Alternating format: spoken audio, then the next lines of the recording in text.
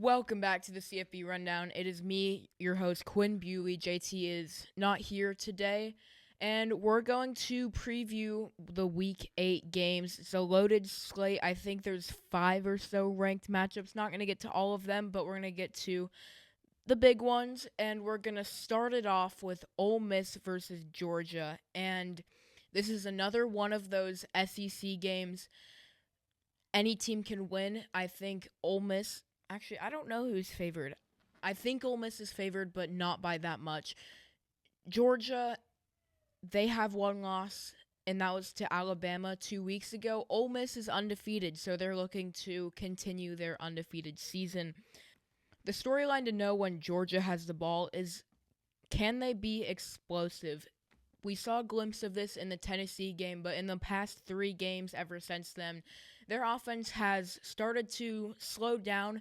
They throw a lot of screen passes, short passes, and they don't throw the ball downfield too much. They kind of dink and dunk their way through things, which is fine sometimes, except against Ole Miss, you're going to have to get past the ball 10 or more or so yards down the field with Garner Stockton. They brought in Noah Thomas, who hasn't done much, and they brought in Zachariah Branch to fix this, and so far I will say Zachariah Branch is a solid addition to the receiving room, but their vertical pass game has not been as good as they might have hoped, so that's something that they might want to improve. However, Ole Miss is 98th in run defense, and Georgia's identity is they want to run the ball. They have Chauncey Bowens. He's an excellent running back, and last year they couldn't really do that. They're running the ball much better, and they want to run the ball, and they do it a lot. Ole Miss is 98th in run defense, like I said, so it could lead to some struggles for Ole Miss, but Georgia's offense this entire season basically has had some very slow starts. They went down early against Tennessee. They went down early against Alabama. They didn't recover. And even against Auburn, I think they only had something like 2 rush yards in the first half until the final 2 minutes. Auburn controlled the game, and then Georgia pulled away in the second half. But you can't come out to a slow start against Ole Miss offensively, because Ole Miss offensively is one of the best in the first half. And Georgia's defense is not the greatest. 85th in pass yards allowed, and Ole Miss is 6th in yards in the first half. And Georgia's going to have to do something, because if they fall behind early, they can't run the ball as effectively, because passing is easier to get chunk plays down the field than running the ball is. And if you have to come back, you have to throw the ball more than you would run the ball, and they want to run the ball, and if they can't do that, they're going to have to rely on that vertical pass game to break out, which is what they did against Tennessee, and that's how they won, except we haven't seen that since then. So if you're Georgia, you have to come out to a fast start. And Ole Miss, they have a very good quarterback in Trinidad Chambliss, a dual threat one at that, and Georgia's defense kind of got exposed a little bit to Jackson Arnold. Jackson Arnold is a very good runner, and Georgia's defense, they haven't played a dual threat quarterback until the Auburn game, and they didn't do so well, especially in the first half. Except Trinidad Chambliss can throw the ball effectively, and that's just something that Georgia has to game plan to, which for Jackson Arnold, he just plays complimentary football and isn't that great of a passer. He's struggled this season.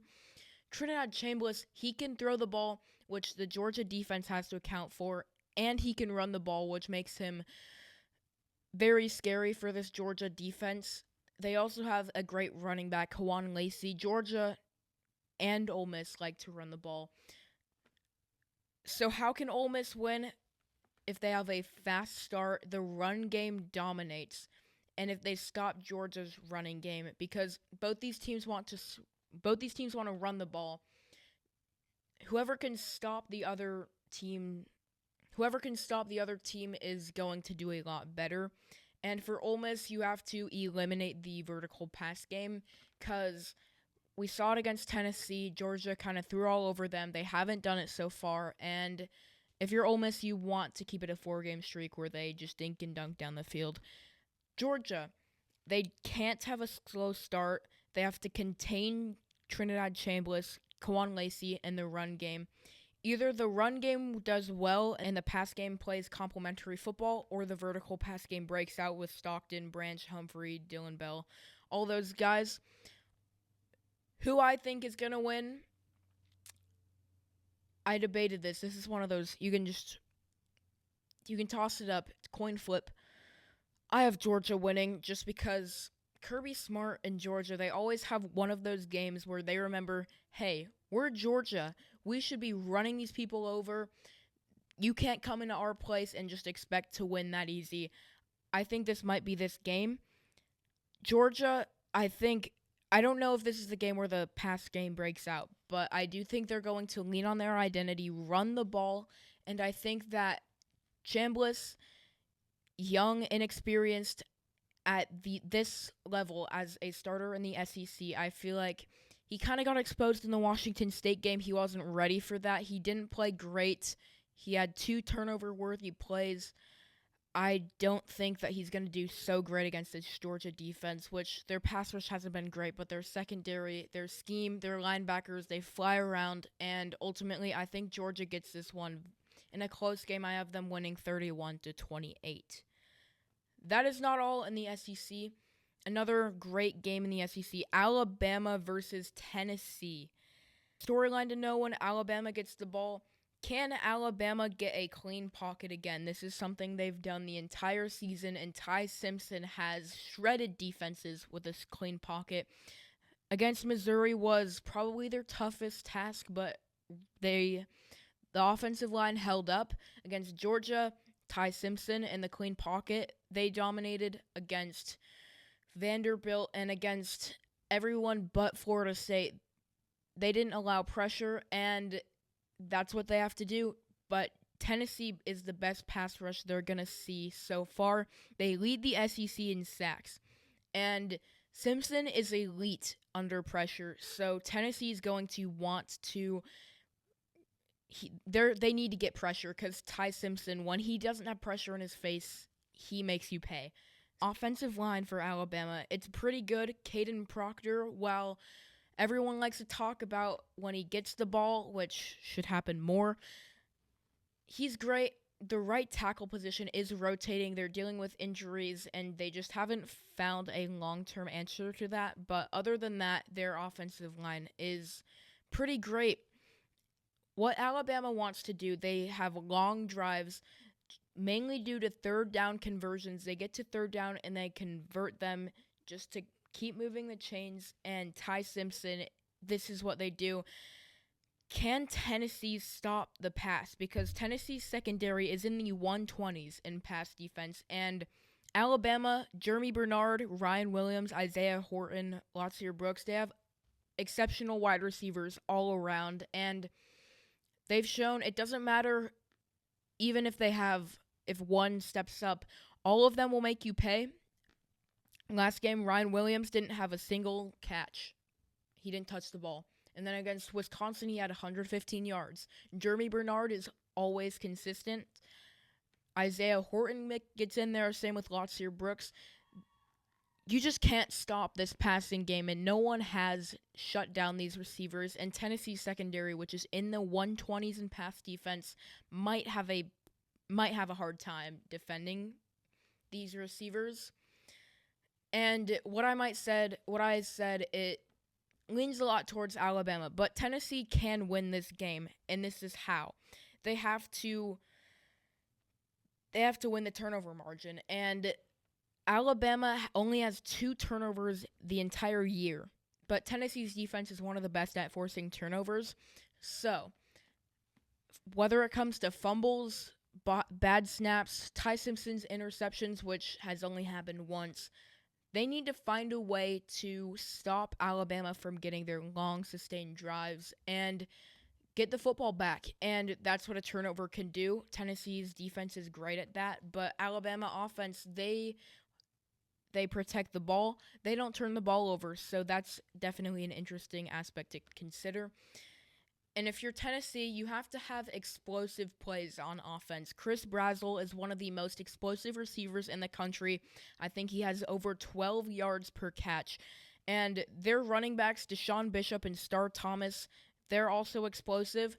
Alabama is 116th in explosive runs given up. They've done this a lot. Chauncey Bowens, Cedric Alexander had big runs against Alabama, and if you're Tennessee, you're going to need one or two of those. And then Chris Brazzell, Joey Aguilar and Chris Brazzell, they have a special connection. They're one of the best quarterback to wide receiver duos in the country. So Tennessee force turnovers and have explosive plays on offense. That's what they're going to have to do. And then for Alabama, if they want to win, same thing they've done the past 3 games. Long drives, third down conversions, don't turn the ball over, and limit them on defense. So who do I think will win? I picked against Alabama against Georgia. I picked against them against Missouri. I picked against them against Vanderbilt. I'm not doing it this time. Give me Alabama. I think they win pretty handily. It's going to be a high-scoring game. I have them winning 38-28. There we go. Next up, big one in the Big 12, Arizona State versus Texas Tech. So I'm just going to tell you who the quarterbacks are starting. I think it's been confirmed. Sam Leavitt will start for Arizona State, and Will Hammond, the backup quarterback, will replace Baron Morton in this game. And this is pretty big for both teams. Sam Leavitt, Arizona State desperately needed him because their offense did not look anything like what it used to be with Jeff Sims starting, and Sam Leavitt, they're going to need him, and they're going to need him to have a great game. Will Hammond for Texas Tech, I don't think this affects them as much as if Jeff Sims would have to start for Arizona State. I think Texas Tech will trust him to do all the things that Baron Morton has done, and he has. He came in against Utah, he came in against Kansas, and they played very well. Hammond played very well, so I'm not just going to think that he's going to struggle because he's proven that he's a good player. When Arizona State has the ball, the storyline to know is, will Sam Leavitt be able to be mobile? He was injured against Utah to a lower body injury. That's all that's been said. He was in a boot. So will he be able to run around and be mobile? Because he's going to need to against Texas Tech's defensive line, which is elite. But Sam Leavitt is second best under pressure. When he gets outside of the pocket, one-on-one against any player so far this season, he's made them pay. Spin moves, juke moves. He's an elusive runner, and he will not slide. He wants to get all the yards that he can. But if Leavitt can't move, and he stays in the pocket against David Bailey in this pass rush, and Jacob Rodriguez in this pass rush, Arizona State is going to be in a world of hurt, because I'm just going to say their offensive line, they can maybe contain them. They're not going to stop them. Their best offensive lineman, Ben Coleman, just went out for the year, which is a huge blow for Arizona State.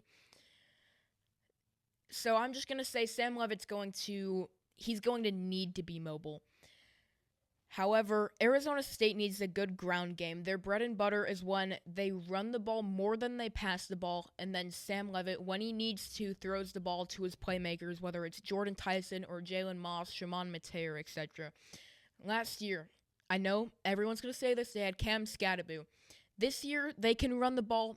It's not Cam Skattebo. Raleek Brown is not Cam Skattebo, but they can run the ball. He has over 500 rushing yards on the season. However, in the Mississippi State game, and even in some of these other games, when they didn't run the ball in the first half of the Mississippi State game, when they didn't run the ball, they couldn't do anything. They tried to pass the ball, pass. They threw 40 passes against NAU in the first game. Have to get a good ground game. That's all I'm saying. Now, Sam Leavitt still needs to be able to move around, like I said. He's going to need to be accurate, and this is something that really popped up this season that hasn't in years past, where he's, other than Jordan Tyson, to receivers other than Jordan Tyson, he's just missing them. Malik McClain, they're not on the same page, and we're going to need to see Sam Leavitt be accurate. Now for Texas Tech. Their defense is elite. Jacob Rodriguez, David Bailey, everyone on this pass rush is elite. They are top 5 statistically in the country in pressure, sacks, basically every metric that a defensive line is good for. Their secondary, much improved. I think they're top 30. They do have to face Jordan Tyson, who is one of the best receivers in the country. Some say he's the best. I say he's the best receiver in the country. Utah, they limited Jordan Tyson in one-on-one coverage. Some of those throws were off, but for the most part, Smith Snowden and this Utah secondary did a good job handling Tyson. Texas Tech is going to need to contain Tyson because this is Sam Leavitt's go-to target, 3rd down, 2nd down, 4th down, wherever you want. Leavitt's going to throw to Tyson. He's projected to go in the first round, pretty high in the first round, so Texas Tech is going to need to stop him. On offense, their bread and butter is the run game. Their running back, Quentin Joyner, was out for the season due to an ACL tear, but that has not fazed them. They have 2 outstanding running backs, Cameron Dickey and Jacoby Williams. Dickey has 600 yards on the season, 8 touchdowns, 122 receiving yards. Jacoby Williams almost has 400 yards and 4 touchdowns. So that is almost a combined 900 yards. I would say they probably are up to 1,000 rushing yards on the season due to other quarterback stuff and other running backs other than these two. They run the ball a lot, and with Will Hammond in, Texas Tech has ran for over 7 yards a carry, which is insane. With Will Hammond in, they run the ball even more, and somehow they do better. So if you're Arizona State, you have to stop the run badly. And if you can do that, Texas Tech has some playmakers outside and in the slot. Caleb Douglas is their main guy. Same with Corey Eakin. They're basically the 1-2 punch. 395 yards and 1 touchdown for Douglas. Eakin has 24 receptions for 341 yards and 3 touchdowns. Reggie Virgil is also very good too. He has 4 touchdowns on the year. And their tight end, Terrence Carter, one of the best blocking tight ends in the country, but something that has surprised me is he was great at receiving the ball. 23 receptions for 297 yards and 5 touchdowns, which is one of the best for a tight end. So Texas Tech has all the tools on offense that they need. And I think these 2 linebackers, Jordan Crook and Keyshawn Elliott, who have been outstanding for Arizona State, they need to contain this run, and if they get past the first level, don't let Texas Tech get past the second level. Arizona State plays a 4-2-5 defense, and the reason they do this is because they trust Elliott and Crook very much, and they have lived up to the task, except they need to stop this run with Cameron Dickey and Jacoby Williams.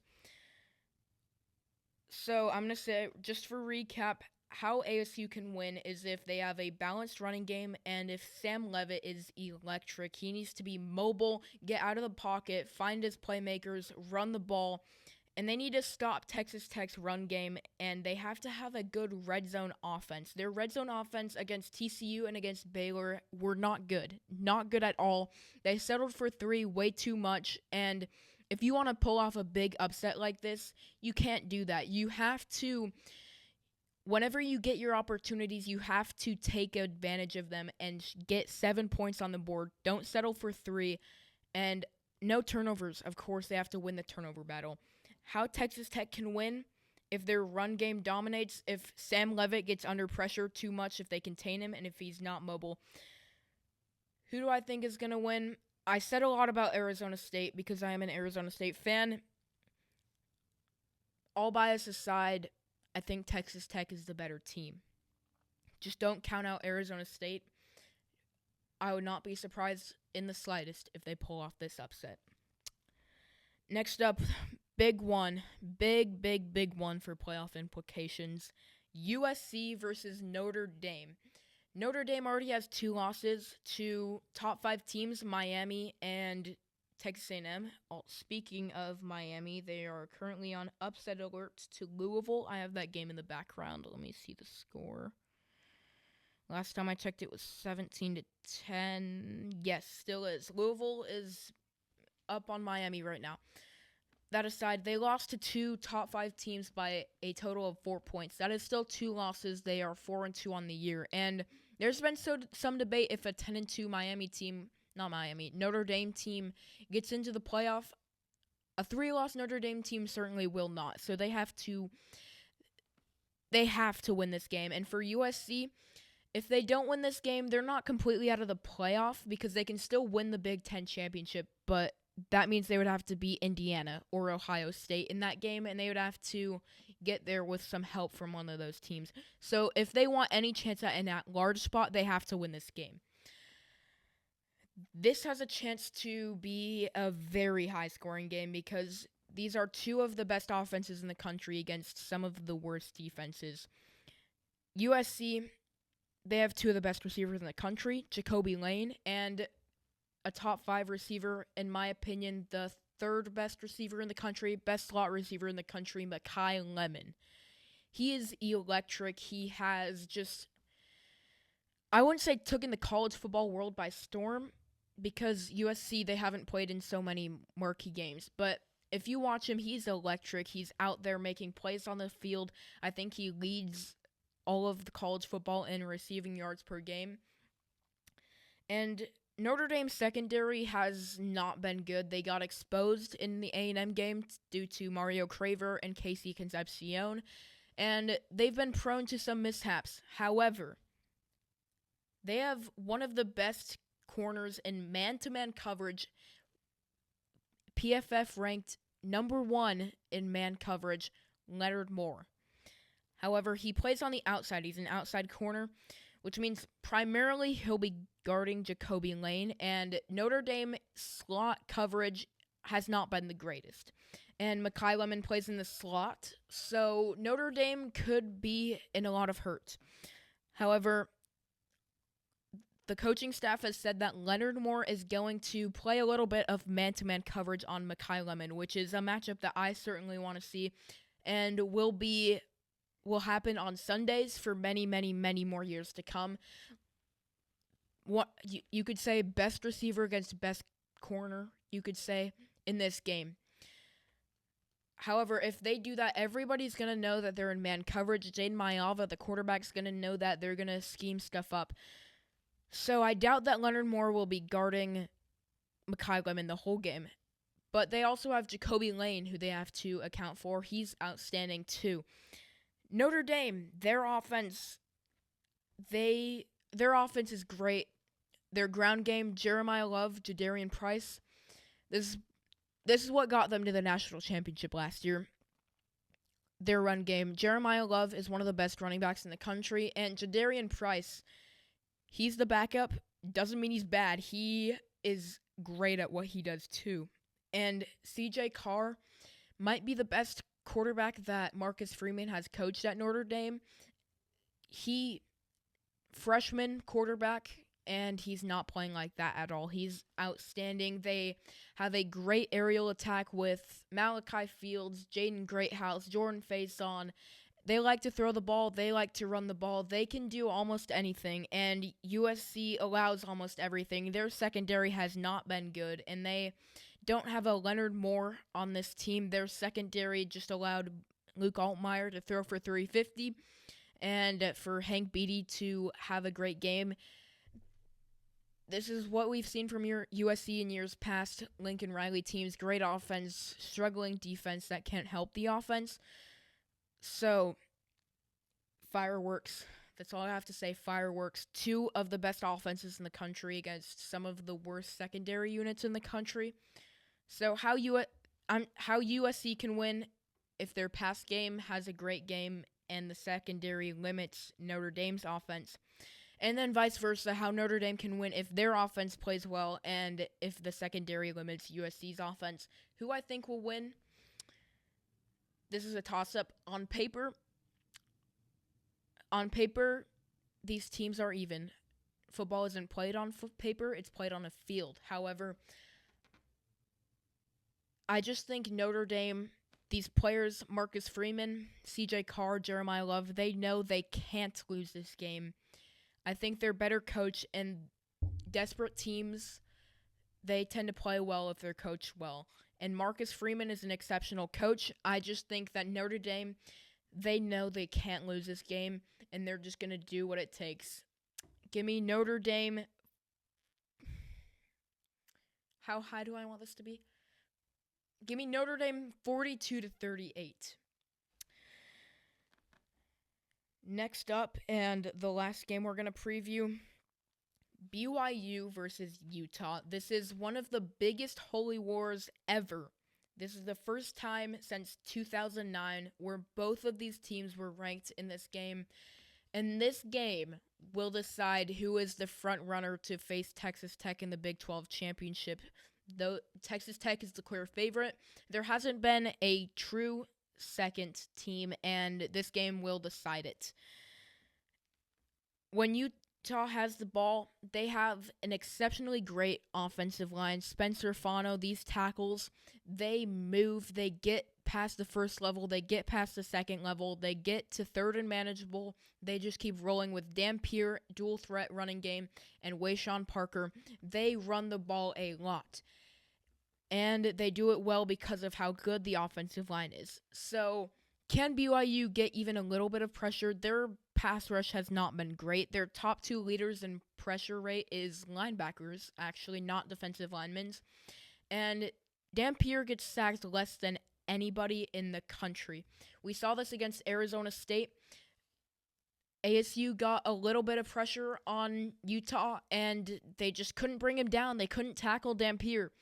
So if you're BYU, you have to get pressure sometimes. And when you do, tackle him the moment you can. Because if you allow Dampier to scramble and get outside the pocket and move, he is one of the most dangerous runners in the country.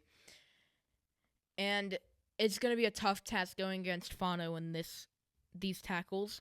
However, other than pass rush, BYU's defense has been great so far. Great in coverage, great in run stopping. BYU has to stop Dampier and force them to get into obvious passing situations.